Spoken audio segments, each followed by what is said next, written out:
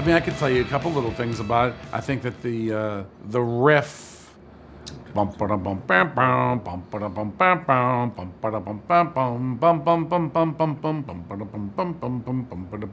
seemed, even though it was in this kind of triplet feel, metalloid or something like that. So it seemed obvious that it was going to kind of go with this kind of heavier, metalish direction or something, if, for lack of a better word.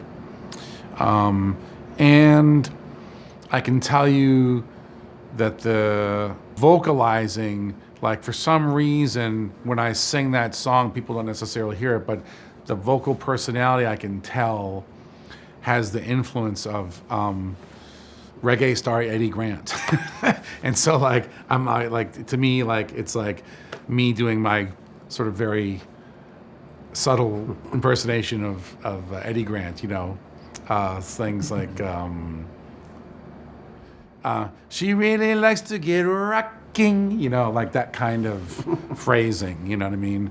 And so, I mean, I wasn't trying to do it in a Caribbean accent or anything like that, but there's something about, I realized as I was doing it, I was like, oh yeah, I'm kind of like, there's this, it's like the spirit of Eddie Grant is somehow in the room. You know, it's not like that, it's not even like an Eddie Grant song, but he's a great singer, you know what I mean? So I had forgotten what an influence Eddie Grant was. Jaman. What's that? Jaman.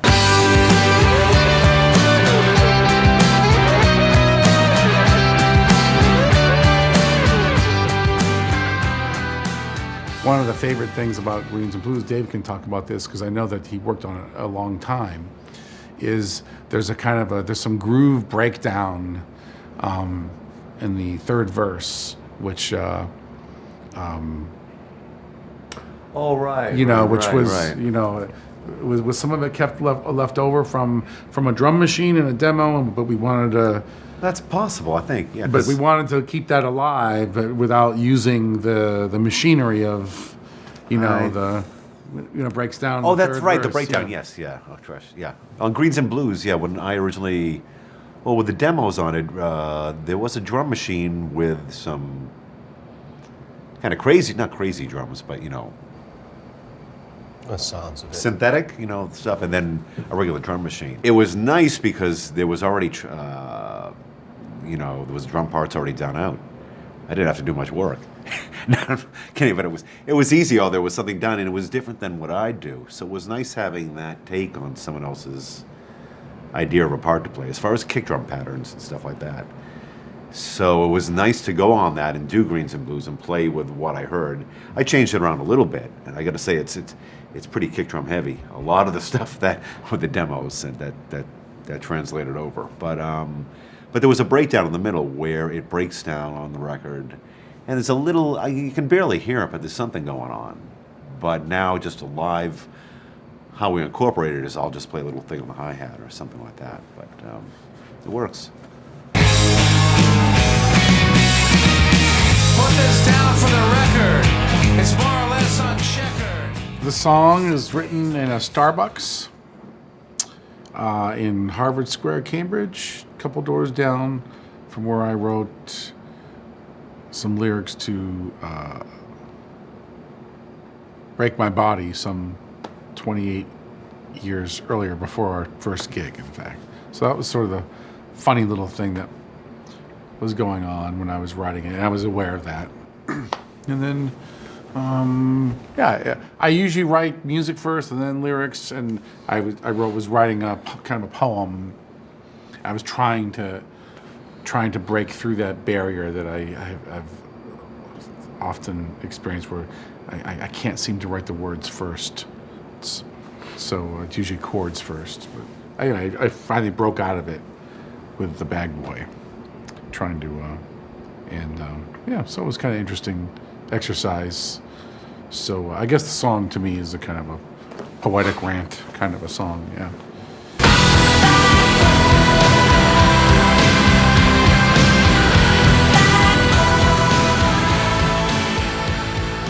Originally, I recorded that song with David at Joey's studio about 4 years previous, without lyrics, or not. I don't think it had lyrics. and it was a different kind of a feel. It was slightly more bluesy or something. When we rehearsed it at the ill-fated rehearsal session, I believe actually Kim kind of disassembled the song somewhat, to try to kind of find a breath of fresh air for it or something. And so there have been several attempts, even before any lyrics were, written, to make the music into something that felt right. So it had different, slightly different feels and different versions, different arrangements, and through the whole process.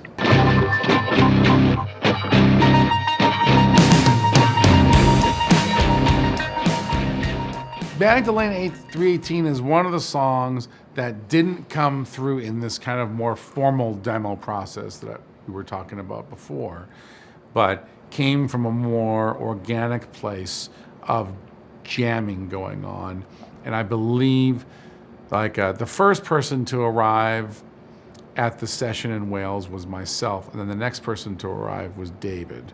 And we started off, we were there a few days before other people got there. We started off by setting up David's drum kits in a couple of different spaces and setting amps up in some places, and started to try stuff out and play things and listen to the room and that kind of thing. And so we did some jamming, and we got about 3 or 4 chord progressions or riffs or something out of these jams that the engineer, of course, started to record. And one of them was Magdalena 318. That was nice to kind of do things in a way that maybe we would have. It's just there's more than one way that things happen. But sometimes what happens is you write a bunch of songs or something, or you got a bunch of loose ideas, whatever it is, and you go to a studio and you start to put them down. And then while you're in the process of putting down new material, more material just shows up. You go because you're in the mode of playing all the time and thinking about music. And so David starts to play a drum beat, and you just go ga ga ga ga ga ga ga ga, and then suddenly, hey, I got a new song. I'm really excited. You know what I mean? And the producer's going, oh God, here we go.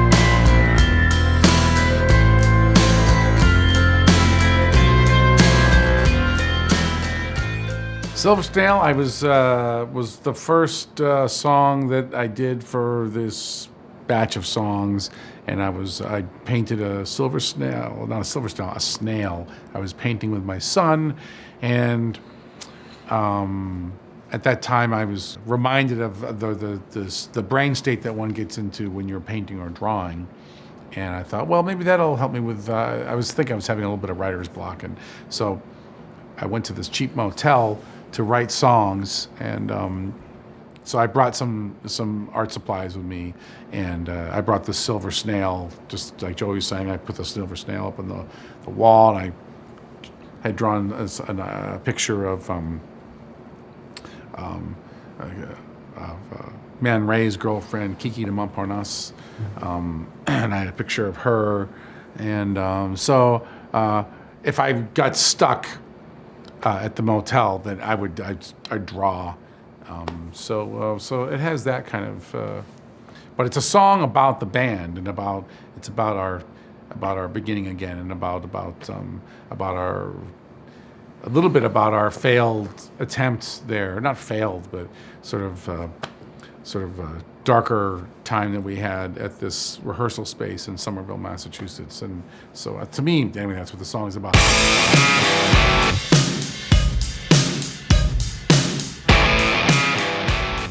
Well, David is sort of responsible for the tone of the song because he decided that the cowbell would be appropriate. Yeah. In the recording. More cowbell, yeah.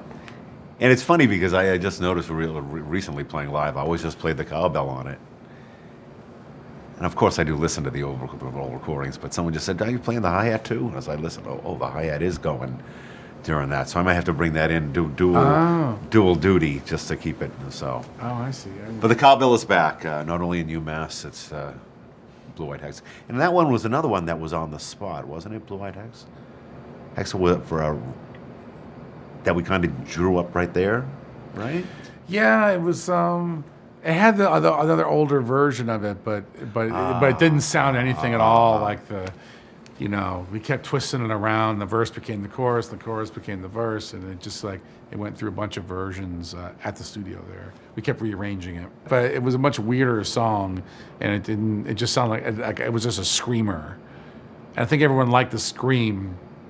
You know, Gil liked the screaming, but to me the screaming seemed a little bit affected. You know, like it was just sort of like screaming because I knew I could scream. So I really felt like I needed to put it into more of an AC/DC kind of a context, a more pop context, really to make it seem more legit or something or more real. So somehow by switching the verses around with the choruses, it changed the song musically, emotionally, and then it made me able to edit down the lyrics too and to focus and basically turn it into kind of a AC/DC-esque kind of a song, which is totally appropriate because they're good and they're Joey's favorite band. So Yeah, someone's told me, like, oh man, that sounds too much like AC/DC. To which I said, thank you. You know, and your shoes look like shoes. In fact, you know, Jesus Christ.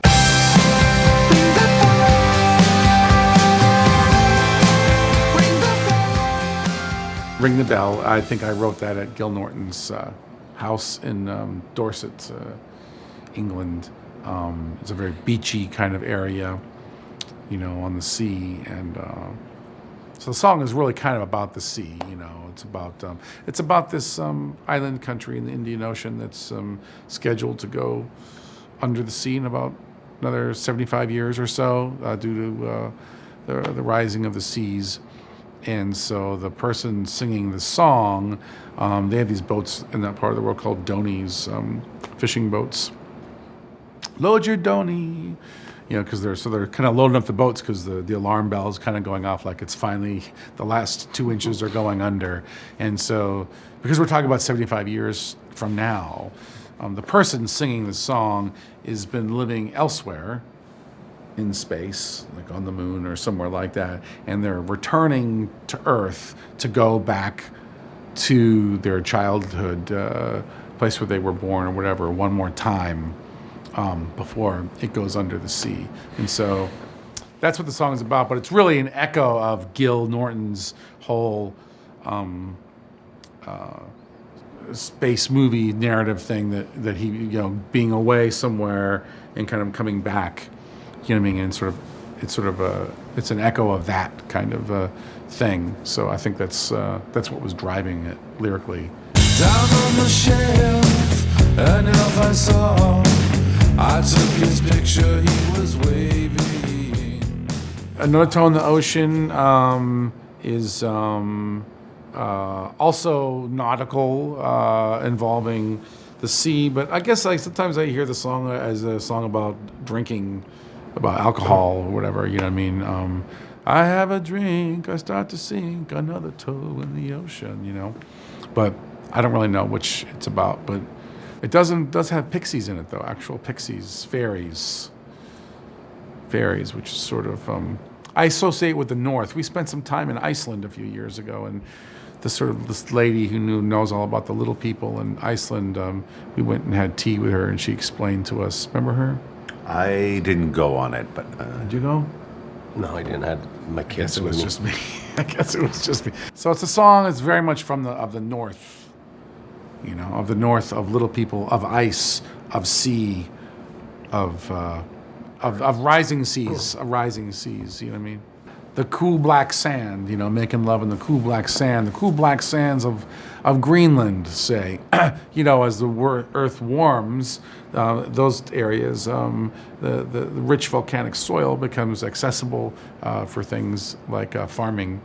And so the character of the song is very, very far north, but also he's in an area was previously covered by ice, but it's a big changing, you know what I mean? And so the song is not in the present, you know, the person singing the song.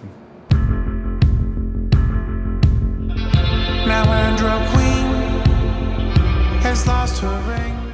The song is about a person, but I took the person that I know, and but the meter of the song is stolen, if you will, from an old 50s doo-wop song called The Great Pretender by Buck Ram. I've been reading it to my children, is what I'm saying, as a nighttime, instead of stories, sometimes we used to read lyric. For a while we got into reading song lyrics, like Michael Jackson songs or whatever, just anything that they wanted to hear. So I used to read The Great Pretender because Lucy, my daughter, really likes that song, The Great Pretender. So I would read it kind of like William Shatner, kind of like, yes, I am the Great Pretender kind of thing. But then that's how I got familiar with the meter of it from reading it night after night, and then I started to realize that it had a very strict meter, and it was very kind of thought out, and I was inspired by that. It's like, I'm going to try to do a song with that same exact meter because it's so good.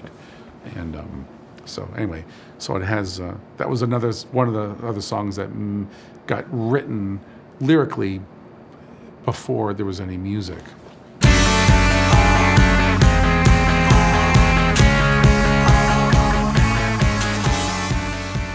Snakes is also another song that came out through some jamming. I think Joey and I were jamming the intro to it. I don't know. We were listening to Steve Reich a lot at that time, and that was like our interpretation of that. Yeah. I mean, by accident, we just went down. Hey, it sounds like Steve Reich. Hey, we did it. The song, we may have been trying to get a version of the song down and then waiting for the engineers to do whatever they were doing. Suddenly this kind of very, which kind of really echoed the tone of the song about these snakes coming in to take over your town, crawling up you and everything. It was like this kind of a monster movie, claustrophobic kind of a feel. And but that's a song that was born in the studio there, from jamming and from not from demos or anything like that.